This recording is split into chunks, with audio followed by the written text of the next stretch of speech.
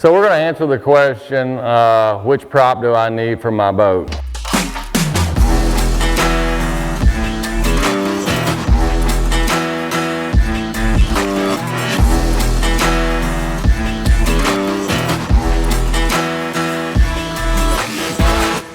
That's a hard question to answer. One is because it changes throughout the year. I'm going to tell you what I do. So Yamaha, you know, the rev limit's around 6150, and it's actually recommended that you be up there near that to get the best performance out of the engine.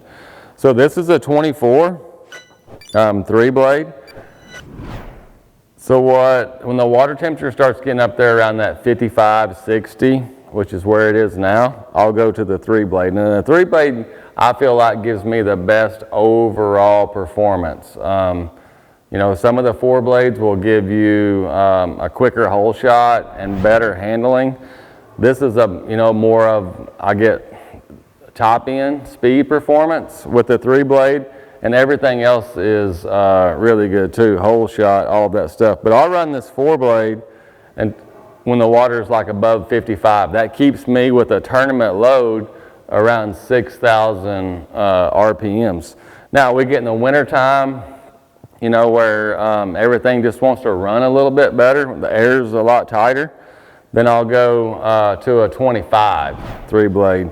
And what'll happen is you'll know when to change it when you're running a 3-blade and your RPMs are getting up there where your rev limit is. Then that means you need to go up, you know, 1 in pitch.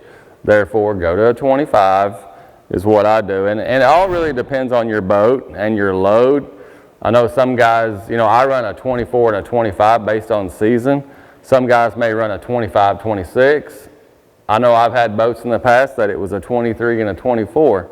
It's just hard to get one prop to get the best performance year-round because the water and the seasons change. Now, if you're in Florida where it's pretty consistent, you may be able to get by with the same prop all year long.